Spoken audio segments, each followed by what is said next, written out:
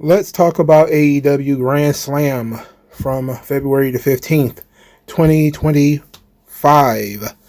It's happening over in Brisbane, Australia. Before we really get into the show, there's a couple of things I want to address in terms of this show. For starters, the show was taped earlier in the day and then shown later. It was essentially a house show. The show was spoiled for everybody outside of Australia long before the show actually aired. I know that there were some people that were trying to avoid spoilers. I was able to avoid most of the spoilers because most people didn't really care. But of course I had the main event spoiled for me. But it's hard to take seriously a company that flies to the other side of the world and then does not even make sure that they have the capability to show the product live, that they torture their audience by making them stay up until 11 o'clock. And then I'm hearing the show actually ended after midnight. It ended at like 1 in the morning. So that's insane. It's flatly insane. What ratings do you expect at 11 o'clock at night? What are you expecting your 18 to 34 to be? These guys, if you are... Well, it's the middle of February, so most of these guys might be snowed in on a Saturday night in February, but there might be other people who actually have girlfriends and stuff to do, or they might just want to catch some sleep. 11 o'clock on a Saturday night in February? That's insane. Now, let's talk about this second bit. Why was the ring so tiny? This was a midget's ring. No, it's even worse. It was an indie promotion ring. Now, I've heard a lot of different excuses of why the ring was so small. That Tony Khan used a local ring. He did not fly a ring over there. Some people have said they used rings from, I think they said Kyle Fletcher's or somebody's school or something like that. But this was clearly a ring that looked like a GCW ring. It didn't even have stairs. It had like a little step stool or something like that. I mean, my goodness, for the women's matches, the ring being small was not that big of a deal. But especially for that first match, because Takeshita is a big guy, that ring looked tiny.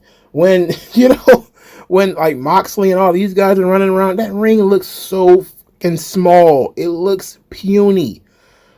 I don't know. Whatever. I don't know what else to say. Small ring. What was the reason for it? I guess we'll figure it out. Or maybe people will be too jazzed about the show and they'll not even ask any questions about why the ring was so goddamn tiny. But clearly they had like an indie ring. Now, the building, it looked nice. They said 13,000 people was in the building or thereabouts. Sounded good. Looked great. Even though it was downgraded from a stadium show, it still looked good. Now, there was a video of Tony Khan getting booed in Australia. Mainly, a lot of people said they felt scammed. They thought this was going to be a pay-per-view event. We went over this. He thought it was going to be a pay-per-view event. It was downscaled to a collision. And then it barely even meets the qualifications for a collision. Right? Because it's coming on at 11 o'clock at night for people who watched it live. Right? So, that's insane. So, he got booed out of the building. Like, apparently, he promised them another show in 2026 and he got cheered.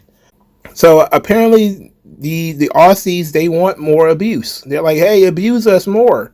Lie to us more. Scam us out of thousands of dollars more, Tony. He's like a dominatrix at this point. If he hit them harder, they'd come harder. But it was entertaining at least. Earlier in the day, hearing that Tony Khan had gotten booed. I didn't even listen to the audio of him, what he was talking about, and it didn't matter. I just saw the video of him getting booed, and I thought that was entertaining. And it well earned, because he's been lying to people all week about this show, and about, what this show was supposed to be. And, well, it was never supposed to be a pay-per-view. It was never, like, get out of here, man.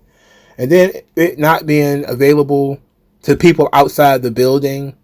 Like, even if you lived in Australia, I don't think you could even watch the show at a reasonable hour. So, whatever. All right, let's talk about one other thing.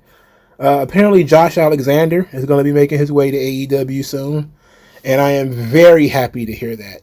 Anything to keep that bum away from WWE. I love it. He'll fit right in with the rest of the Collision Cowboys. It ought to be great. 2 thumbs up from MagMongoSlade. Great decision, Tony. Bring him in. Bring him in. Chant with me. Bring him in. Bring him in. Keep him away from evil Triple H. Bring him in. I love it. Yes. Now let's get into the main show to discuss this real quick. Kenny Omega, Will Ospreay defeat Konosuke Takeshita and Kyle Fletcher.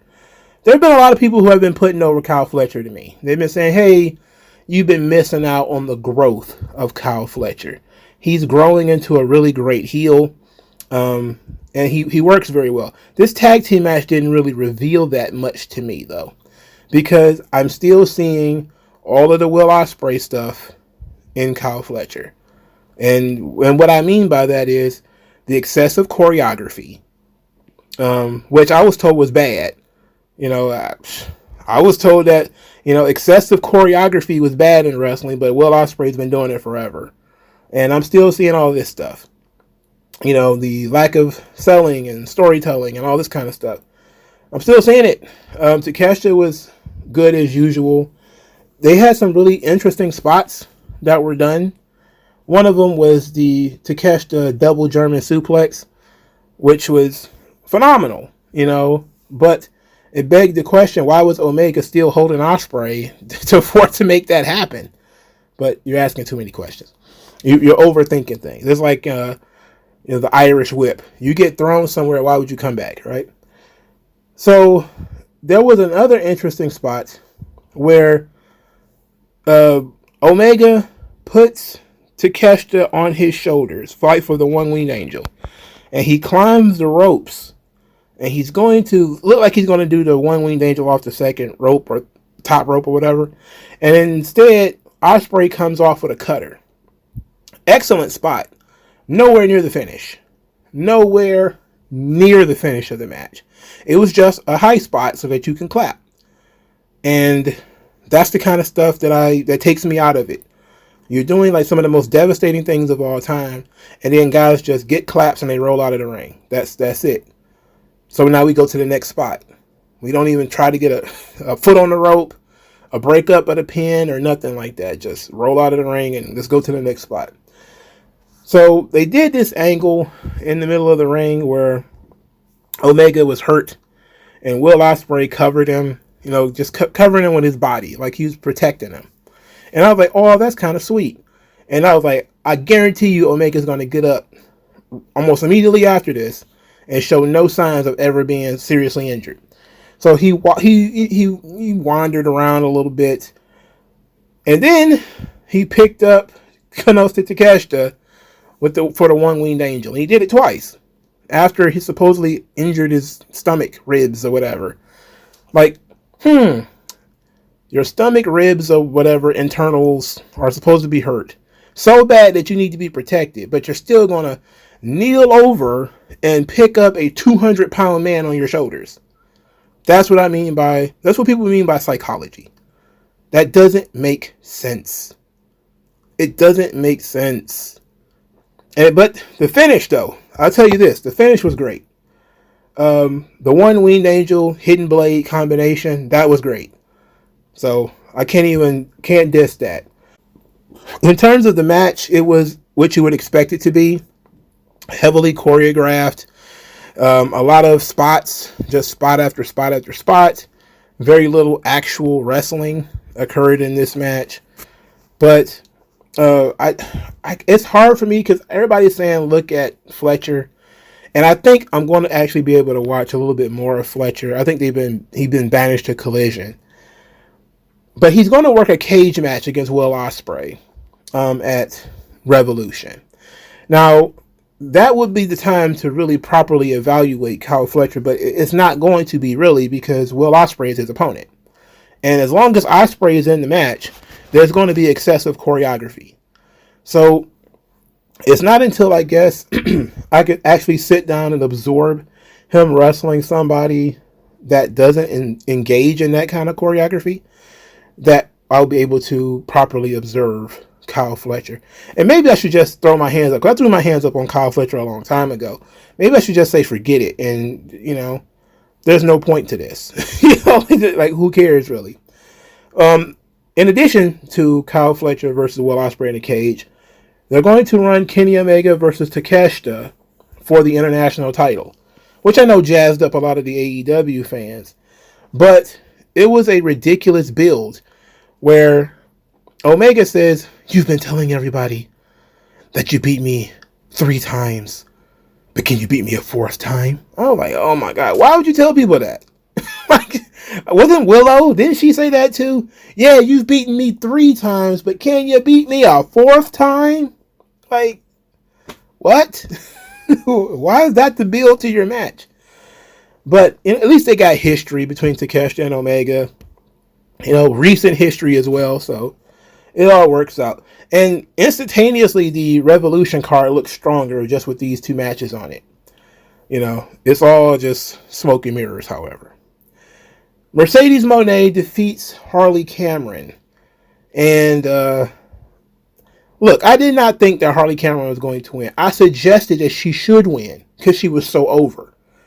But then I watched this match. And Harley Cameron is firmly in the Santino Marella R-Truth category. She's funny. She's very entertaining. She has no business as a main star for your company. Not until she gets serious. This match was entirely too silly. It was too silly. All the stuff with the puppets. Okay, you do that in the build, fine. But when she went and got the puppet to do the punches in the corner, and the crowd went crazy for the puppet. Of course they are. The puppet's the most over thing about this whole fucking story, right? But I hate to use baddie language, but it's giving Santino's Cobra, right? That's how it was when Santino pulled out the Cobra. It doesn't matter if he's in the first match, and it doesn't matter if he's the last man in the Elimination Chamber. People are going to pop for it because they like the Cobra. Like, okay, people like the puppet, but without the puppet, she wasn't getting that much of a reaction. But the puppet got everything and brought everything in the ring. That's problematic because then she had to use the puppet again for her comeback. She spent a lot of time getting beat up, and then for her big comeback, she had to have the puppet again. So now she's got this feel that wrath, and it's very cartoonish. It's very cartoony. And I was like, I thought she was going to be serious here. And the answer is no, she's not serious. I don't think she has the capacity to be serious. Now, a lot of the Mercedes fans, the Sasha Banks stans, were like, well, she's only won 1 match. Why do you want her to win? The thing is, this is pro wrestling. It doesn't matter how many wins or losses somebody has, really. If they catch you on a hot streak, you can do well. Also, at some point, you do have to make new stars. You have to make new competitors. And Mercedes can benefit from losing. You do benefit from losing sometimes. Because now you have somebody to make money with. But I think they made the right decision, especially the way they laid this match out. And maybe that's why I feel like it was the right decision for Mercedes to win.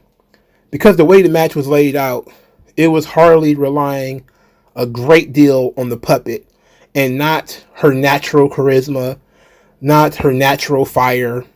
And as long as it was about the gimmick, then just beat her and get her out of here. Just bring in the next person. Because she's over on the gimmick tip, but she can do that shit somewhere else. That's not championship level stuff. She can probably sell a bunch of puppets, but even though Mercedes might end up making the money off that thing because it's a Mercedes puppet.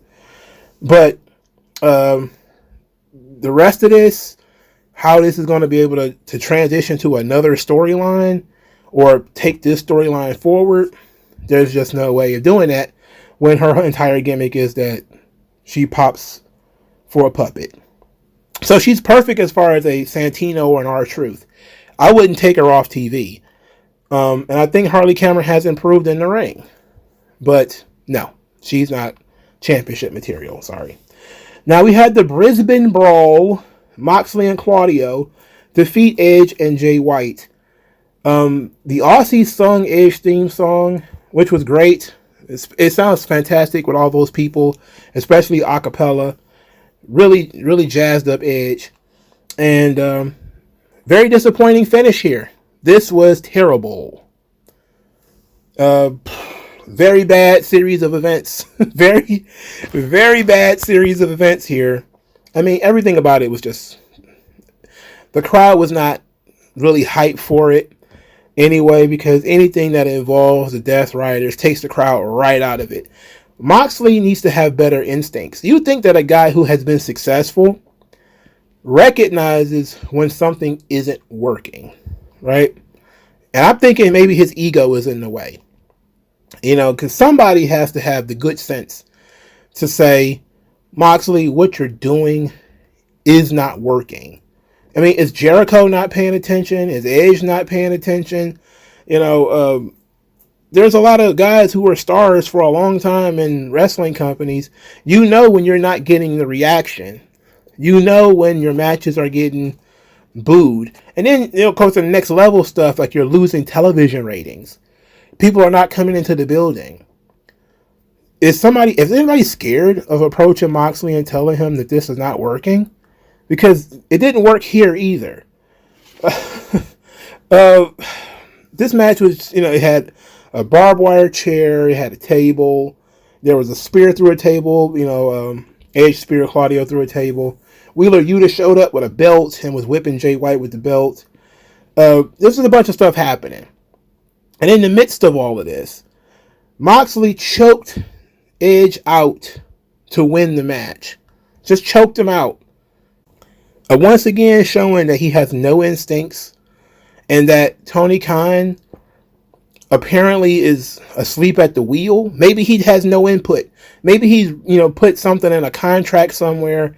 Maybe Moxley's got his baby mama, you know, tied up in a basement or something, and there's no way for Tony Khan to read the room and listen to fans. This guy who is consistently online, seeing people hate this storyline, perpetually angry about this storyline, especially about this bulldog choke finish that people have really, really spit venom over, and they keep doing it. And they keep doing it. It keeps going the exact same way. This is the anti-bloodline. This is the actual reverse of the bloodline. Remember, the bloodline, they had a lot of the same screwy finishes over and over again. Samoan Spike, and then Roman hit the spear, and then the match was over. And people get complaining. They complain, oh no, it's the same thing over and over again. Problem with that was business kept going up as they did that. People complained on the internet, but business kept going up.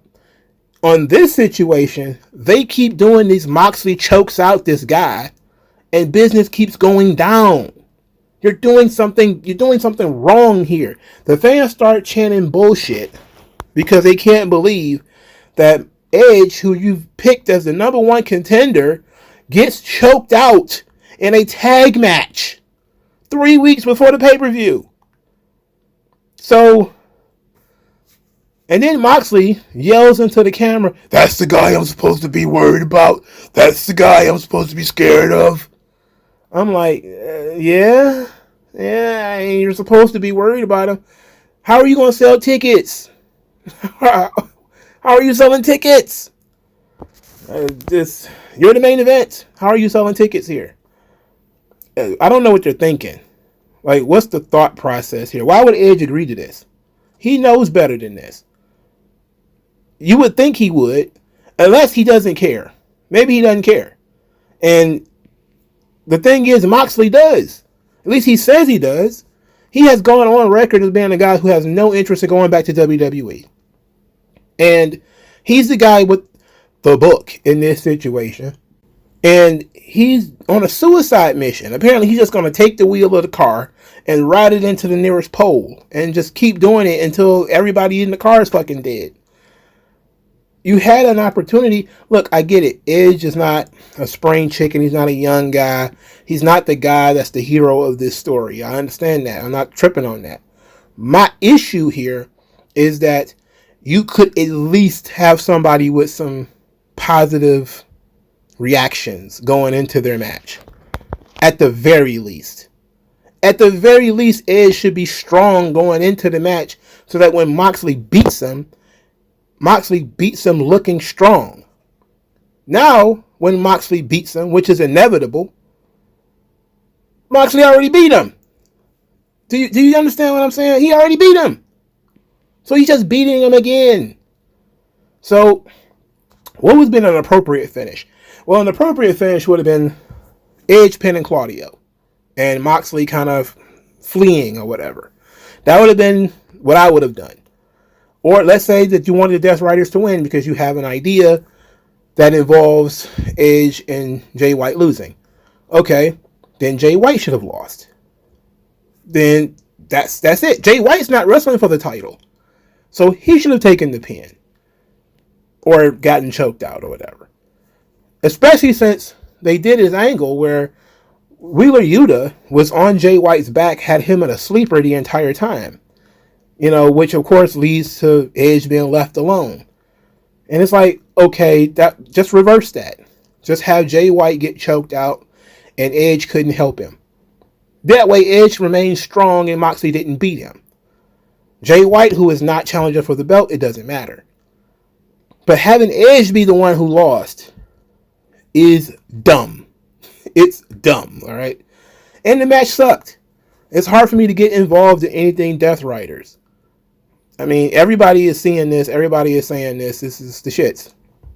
Next, Kazuchika Okada beat Buddy Murphy in the most obvious match on the show. Next to Mercedes Moné and Harley Cameron, this was probably the most obvious match on the show. It was supposed to be a showcase for Buddy Murphy, but Buddy Matthews, but I think he hurt his ankle early in the match off a drop kick off the turnbuckle. So, unfortunate for him. Kazuchika Okada wins by kicking him in the nuts and then hitting a Rainmaker. Okay, he cheated, which, might not have been necessary, but hey, I'm glad they're finally doing somebody a favor in this joint, So, Murphy, he fought valiantly. But I did like the Okada's entrance with the lasers and everything. I thought that was very cool. Very novel entrance. Buddy Murphy, Matthews. Look, who cares? Let's move on. Toni Storm defeats Mariah May to become a 4-time AEW Women's World Champion. Tremendous. I actually liked this match a lot.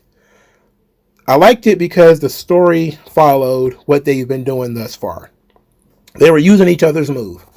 Mariah May was using the Storm Zero, and Toni Storm was using Mariah May's move. I forget what it's called. And but Toni was very aggressive when she started the match. Furious punches, German suplexes. I mean, took her to Suplex City. As somebody, I forget who said it, said Suplex Boulevard, which I actually thought was pretty cool. It's a nice little turn of phrase because boulevards actually fit the 1950s aesthetic that Toni Storm goes for, or the early 1900s aesthetic she goes for. And I like the gear too. The gear of Toni Storm is very much of that era as well. The white boots, the robe and everything, it fits. Everything was great. Only problem I had, maybe too many finishers. I think Mariah May I think she took like 2 or 3 Storm Zeros. I think she took a couple of her own finishers too.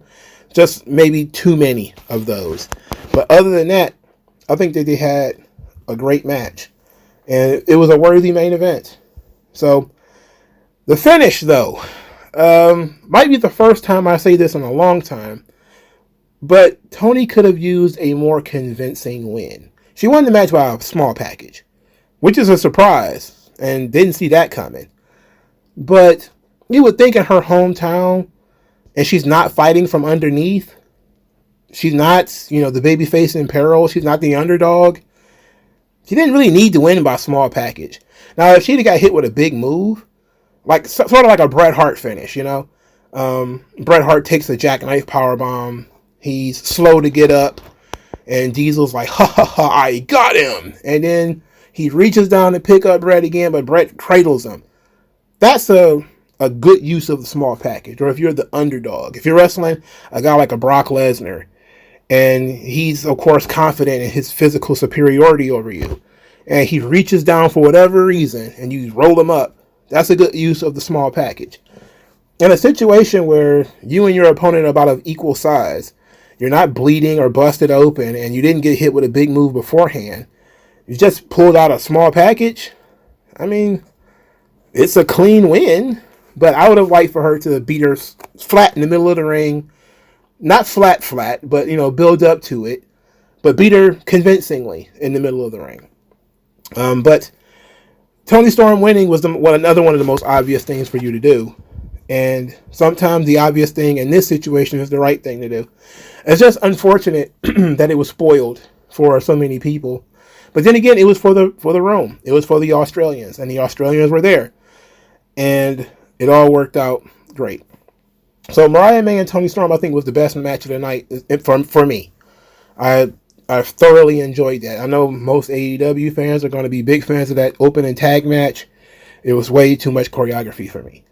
In terms of the show, it felt not like a Dynamite and not like a Collision. It felt like a mini pay-per-view. Kind of like a special, like a Saturday Night's Main Event kind of deal.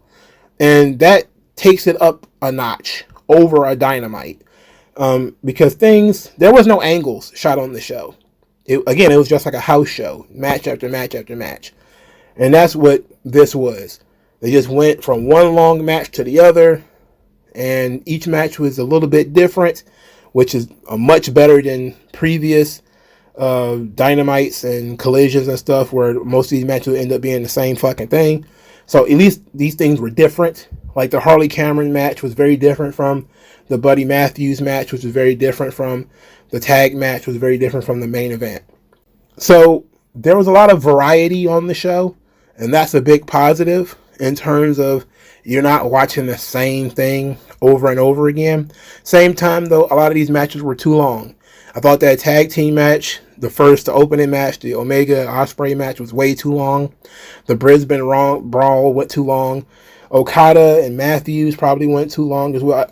I think Harley Cameron and Mercedes went too long, especially considering Mercedes was going to win. That match went too long. There was not a lot of angles, nothing to build to the next shows, no reason for you to watch Dynamite, really. So there's a lot to like here, if you just like match after match after match, but that's not my thing. I don't really care for that house show style of wrestling unless I'm literally in the building, Otherwise, I do want you to mix things up with some promos and some different angles and all that kind of stuff too, so that you can flesh out the stories and give people a reason to want to watch the next show. But if it's just match after match after match, okay, well, a lot of these are like the Harley Cameron and Mercedes thing is over. Mercedes is on to the next thing. The Okada and Matthews thing is over. Okada is on to the next thing. Mariah May and Toni Storm, maybe they continue. It's possible. And maybe that's why they did the small package finish, so that Mariah May could get a rematch. And the opening tag team match, of course, is not over because there are going to be singles matches coming out of that. Also, the same thing for the Brisbane Brawl. But for the most part, it felt like an era of finality to most of this. Like it was kind of a one-off. There's no need to watch the rest of this stuff. Nothing happened in any match that leads you to believe that you absolutely need to watch Dynamite next week. There was no angles, so whatever. If you like the house show stuff, you probably like this, and especially if you like the style of AEW. I don't necessarily care for AEW style, especially when it comes to that tag match, Ospreay and Omega thing. And of course, I'm not a huge fan of Okada either, or Moxley and all of those guys. But you always have the opportunity to impress me, But I don't think anybody did here, except Mariah May. I think she did a really good job. Her and Toni, they earned the main event. So it says a lot that when your world champion is on the show, He's a legend, put that in quotations, and his opponent is a legend. And those guys are not the most interesting thing to come out of the show for most people. But what can you say? Like, share, subscribe. I'll talk to you guys later.